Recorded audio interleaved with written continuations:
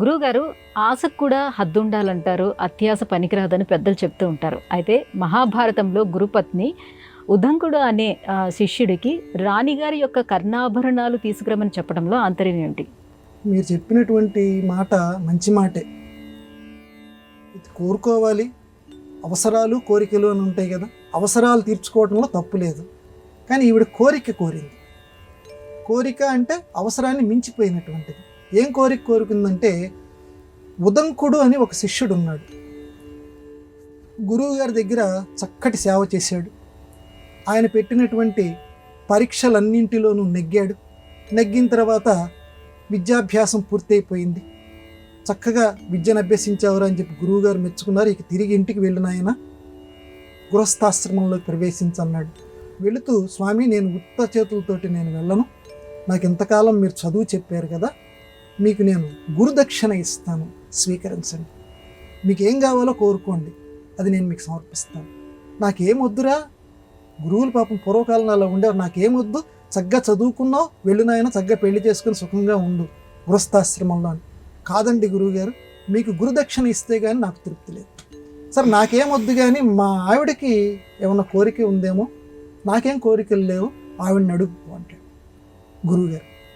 ఆ భార్య గురుపత్ని దగ్గరికి వెళ్ళి అడిగాడు, అమ్మ, గురువుగారు ఇలా అన్నారు, మీకేమైనా కోరికలు ఉన్నాయా అంటే ఆవిడ అంది, నాకు ఎప్పటి నుంచో పౌష్య మహారాజు గారి యొక్క భార్య, ఆ దేశాన్ని పాలించే రాజు, పౌష్య మహారాజు గారి భార్య చెవులకి కుండలాలు పెట్టుకుందయ్యా, కర్ణాభరణాలు, అవి నాకు కావాలి.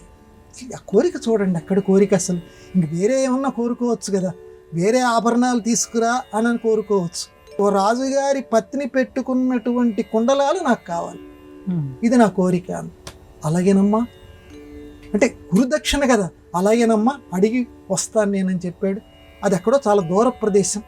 నానా కష్టాలు పడ్డాడు, అంటే చాలా పెద్ద కథ అది. నానా కష్టాలు పడ్డాడు. ఆ పౌష్య మహారాజు గారు ఉన్నటువంటి ప్రదేశానికి వెళ్ళాడు. ఆ పౌష్య మహారాజు గారు ఈ ఉదంకుడికి రకరకాల పరీక్షలు పెట్టారు. ఆ పరీక్షల్లో ఉదంకుడు చక్కగా నెగ్గాడు.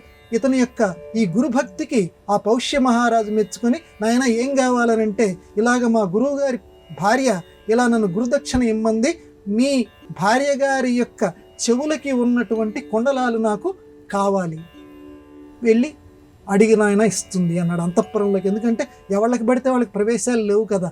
రాజుగారి యొక్క అనుమతి తీసుకొని అంతఃపురంలోకి వెళ్ళాడు.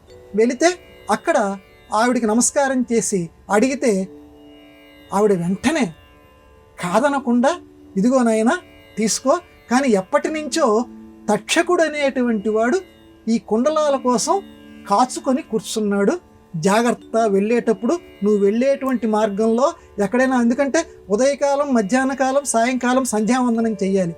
సంధ్యావందనం చేసినప్పుడు వీటిని పక్కన పెట్టాలి, చేతిలో ఉన్నటువంటి వాటిని చేతుల్లో అవి పెట్టుకోకూడదు కదా. కాబట్టి ఆ తక్షకుడు కాచుకొని ఉంటాడు ఆయన, ఈ కుండలాలు చాలా జాగ్రత్తగా వెళ్ళు అని చెప్పి ఆవిడ చెప్తుంది. ఆ ప్రకారంగానే కుండలాలు తీసుకొని వచ్చే సమయంలో తక్షకుడు అడ్డుపడతాడు, తీసుకుంటాడు, ఆ తక్షకుడిని వెంబడిస్తాడు. మొత్తానికి తక్షకుడి దగ్గర నుంచి కూడా కుండలాలు తీసుకుంటాడు. పెద్ద కథ అది. చివరికి భార్యగా ఆ గురుపత్ని గారి దగ్గరికి ఈ కుండలాలు తీసుకువెళ్ళి అప్పచెప్తాడు. ఇంతకీ ఈ కుండలాలు ఎందుకు తెమ్మంది, ఇదొక్కటి మనం చెప్పుకుందాం. ఎందుకు తెమ్మందంటే, ఎవరైతే ఆ కుండలాలు ధరిస్తారో వాళ్ళకి చావు లేదు, అది ఆ గురుపత్ని తెలుసుకున్నది. అందుకని అటువంటి కుండలాలు తీసుకురావయ్యా అని శిష్యుడిని అడిగింది. అందుకని ఉదంకుడు అక్కడికి వెళ్ళి ఆ కుండలాలు తీసుకొచ్చేది. ఎక్కడో నాగలోకంలో ఉన్నటువంటిది.